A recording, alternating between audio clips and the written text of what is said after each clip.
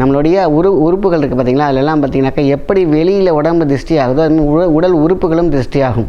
அப்போ தான் வியாதி ஆகுது, சிங்க் ஆகுது, அந்த ஃபெயிலியர் ஆகுது.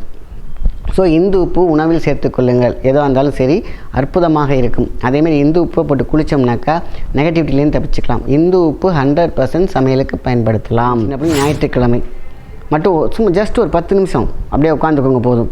இது மிகவும் நல்லது. அதேமாரி பர்ஸில் அருகம்புல் வச்சுட்டிங்கனாக்கா பணப்புழக்கம் இருக்கும். பேக்கெட்டில் வச்சுட்டு போனீங்கன்னாக்கா உங்களுக்கு கலசாம்சம், அதாவது ஈர்ப்புகள் ஏற்பட்ட அற்புதமான பொருள் நம்ம பக்கத்துலேயே வீட்டிலேயே கிடைக்கிற விஷயத்தை மிஸ் பண்ணக்கூடாது. ஸோ உடம்பை பாதுகாக்க வேண்டும், உடைமைகளை பாதுகாக்க வேண்டும், உயிரை பாதுகாக்க வேண்டும், நம் வேலைகளை பாதுகாக்க வேண்டும்.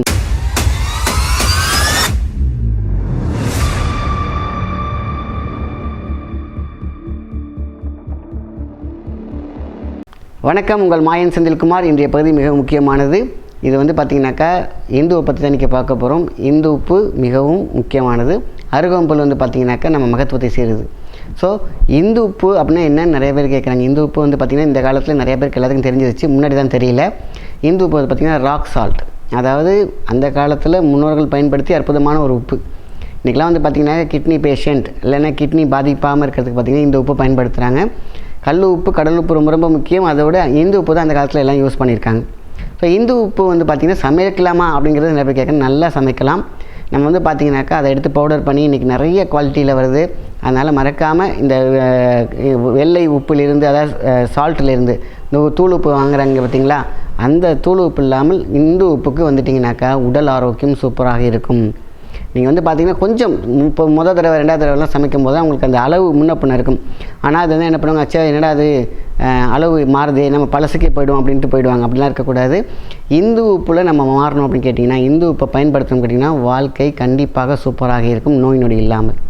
அது இல்லாமல் உடம்பை ஹீல் பண்ணக்கூடியது இந்து உப்பு இருக்குது பார்த்திங்களா, அது மகா தத்துவம், மகா அற்புதம் அப்படின்னு சொல்லலாம். ஏன் அப்படின்னு கேட்டிங்கன்னா, இந்து உப்பில் நம்ம வாரத்துக்கு 2 தடவை பக்கெட்டில் இந்து உப்பு போட்டு நல்லா கரைச்சிட்டு நல்லா பொறுமையாக தலையில் ஊற்றி குளிக்கணும். கடகடகன்னு குளிக்காமல் ஊற்றும் பொழுது எண்ணில் இருக்கும் அத்தனை திருஷ்டிகளும் இந்த பூமியில் சர்ப்பண போயிடுது, என் மூலியமாக போயிடுது அப்படின்னு சொல்லி ஊற்றிக்கிட்டே இருக்கணும். ஒரு 5-6 கப்பு ஊற்றி முடிச்சுட்டு அதுக்கப்புறம் நார்மல் கப்பில் நீங்கள் குளிச்சிங்கனாக்கா அண்ட திருஷ்டி எப்பேற்பட்ட கண்ட திருஷ்டியாக இருந்தாலும் தூள் தூளாக உடைந்து போகும்.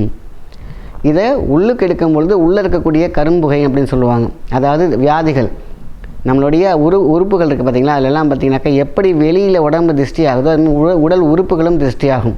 அப்போ தான் வியாதி ஆகுது, சிங்க் ஆகுது, அந்த ஃபெயிலியர் ஆகுது. ஸோ இந்து உப்பு உணவில் சேர்த்துக்கொள்ளுங்கள். எதோ இருந்தாலும் சரி, அற்புதமாக இருக்கும். அதேமாதிரி இந்து உப்பை போட்டு குளித்தோம்னாக்கா நெகட்டிவிட்டிலேருந்து தப்பிச்சுக்கலாம். இந்து உப்பு 100% சமையலுக்கு பயன்படுத்தியிருக்கிறார்கள், இப்போவும் பயன்படுத்திக்கிட்டு தான் இருக்காங்க. ஸோ நிறைய பேர் அதான் கேள்வியாக கேட்குறீங்க, இந்து உப்பை பயன்படுத்தலாமா, இல்லை திருஷ்டிக்கு தான் சொல்கிறாங்க, அது நம்ம சமையலுக்கும் பயன்படுத்தலாம். திருஷ்டியும் உடலில் உள்ள இருக்க உறுப்புகளுக்கும் உண்டு, வெளி உறுப்புகளுக்கும் உண்டு, நம்மளுடைய ஆறா பெருக்கத்துக்கும் உண்டு. ஸோ அப்போ 3மே இணையாக இன்டேக் எடுக்கும்போது 3மே சூப்பராக அமையுது. அதனால தான் உள்ளுக்கு எடுக்கலாம்.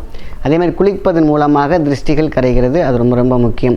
அதேமாதிரி நீங்கள் வீட்டில் வாஸ்துக்காக பவுலில் பார்த்திங்கன்னா கல் உப்பு, இந்து உப்பு, பிளாக் சால்ட், கருப்பு உப்பு 3யுமே நீங்கள் ஒரு பவுலில் போட்டு நீங்கள் ஹால்லையோ தூங்குகிற இடத்துலையோ நீங்கள் வச்சிங்கனாக்கா அற்புதமாக உங்களுடைய நெகட்டிவிட்டியை எடுத்து விட்டுடும். ஸோ உடலும் ஆரோக்கியமாக இருக்கும், பாதுகாப்பாகவும் இருக்கும். ரொம்ப ரொம்ப முக்கியமான விஷயம். அடுத்தது அருகம்புல் பற்றியான ஒரு ரகசியம் கேட்டிங்கனாக்கா, தேவாதி தேவர்களும் பயன்படுத்தி வெற்றி கண்ட ஒரு அற்புதமான மூலிகை அருகம்புல். ஸோ இந்த அருகம்புல் என்னன்னு கேட்டிங்கனாக்கா, அந்த 9 கிரகத்தையும் பார்த்திங்கன்னா ஒரு கீ மாதிரி 9 கிரகம் இருக்குது பார்த்திங்களா, அதேமாதிரி ஒரு ஜாதகத்தில் எந்த பிரச்சனைகள் இருக்கும் இல்லையா, அதான் சொல்லுவாங்க உங்களுக்கு ராகு பிரச்சனை இருக்குது, கேது பிரச்சனை இருக்குது, சூரியன் நீச்சமாக இருக்குது, கல்யாண கிரகம் பிரச்சனை இருக்குதுன்னு ஒவ்வொரு எதையாவது ஒரு கட்டம் இருக்குது பார்த்திங்களா, அந்த கட்டத்தை நேர் செய்யக்கூடிய சீர் செய்யக்கூடிய விஷயம் என்னென்னு கேட்டிங்கனாக்கா அருகம்புல். ஸோ அருகம்புல் காலையில் எழுந்திரிச்சோன்னா ஒரு டீஸ்பூன் யாரெல்லாம் ஒரு நல்லா கொதிக்க வச்சு குடிக்கிறாங்களோ அவங்க வியாதியே கிடையாது. எப்பேற்பட்ட வியாதியையும் நேர்கோட்டிற்கு சீர்கோட்டுக்கு கொண்டு வர விஷயம்னு கேட்டிங்கன்னா அருகம்புல். இது உள்ளுக்கு எடுக்கிற விஷயம்.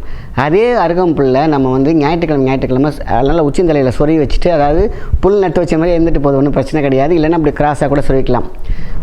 சின்ன வேரோடு எடுத்துகிட்டு நம்ம அலசிட்டு நம்ம என்ன பண்ணுறோம், நெத்தியில் சொருவிட்டு நீங்கள் ஓம் சாண்டிங் பண்ணி பாருங்கள். மிகவும் சக்தி. அப்படி ஜாயின் பண்ணும் பொழுது உங்களுக்கு என்னென்னலாம் நடக்கணும், இது நடக்கணும்னு ஆசை வச்சுருப்பீங்களா, அது மைண்டில் வச்சுன்னு நடந்துடும்.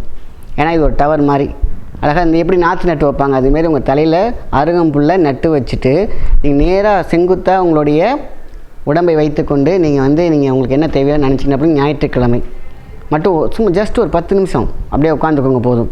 இது மிகவும் நல்லது. அதேமாரி பர்ஸில் அருகம்புல் வச்சுட்டிங்கனாக்கா பணப்புழக்கம் இருக்கும். பேக்கெட்டில் வச்சுட்டு போனீங்கன்னாக்கா உங்களுக்கு கலசாம்சம், அதாவது ஈர்ப்புகள். ஒரு பிஸ்னஸாக போகிறீங்க, வெற்றிக்கு போகிறீங்க, இந்த மாதிரி இடத்துல எல்லாம் அழகாக போடலாம். வெற்றிலையோடு சேர்க்கலாம். ஒரு வெத்தலை எடுத்து அருகம்புல்லை சேர்த்து அப்படி சுருட்டி வச்சு அதில் ஒரு மஞ்சள் காப்பு கட்டி பேக்கெட்டில் வச்சுட்டு போங்க, காரிய சித்தி. வெறும் அருகம்புல்லும் வைக்கலாம். வெற்றிலையோடு சேரும்பொழுது டபுள் பவர். இந்து உப்பை பற்றி கேட்டிங்க, உள்ளே எடுக்கலாம். அதே மாதிரி நம்ம வெளியில் குளிக்கும் போது யூஸ் பண்ணலாம். பவுலில் வீட்டில் வைக்கலாம். பேரானந்தம் பேரிருப்புன்னு சொல்லுவாங்க. அடுத்தது வந்து அருகம்புல் நான் சொன்ன மாதிரி பேக்கெட்டில் வச்சுட்டு போகலாம். வெற்றிலையோடு சேர்த்து வைக்கலாம். காஞ்சிருச்சா அதை கால்படா தூக்கி போட்டு புதுசாக அடுத்த வாரம் ஒரு வாரம் வச்சுக்கலாம். ரொம்ப காயிற வரைக்கும் நான் சொல்கிறது, சரிங்களா? 1 2 3 நாளில் பார்த்திங்கன்னா உடம்பு ஹீட்டோட கொஞ்சம் காஞ்சிருக்கும். அதுக்கப்புறம் அதை நீங்கள் தூக்கி போட்டுட்டு கால்படாயத்தில் போட்டு புதுசாக செஞ்சு வச்சுக்கலாம். இல்லை கார் டேஷ்போர்டில் வழி பயணங்களில் அற்புதமாக நம்மளை வந்து சூப்பராக்கிறது அருகம்புல். தேவர்களுக்கு இணையான ஒன்று. அவர்கள் பயன்படுத்திய மிகப்பெரிய ஆயுதமான ஒரு மூலிகைன்னு கேட்டிங்கன்னா அருகம்புல். ஸோ இப்பேற்பட்ட அற்புதமான பொருள் நம்ம பக்கத்துலேயே வீட்டிலேயே கிடைக்கிற விஷயத்தை மிஸ் பண்ணக்கூடாது.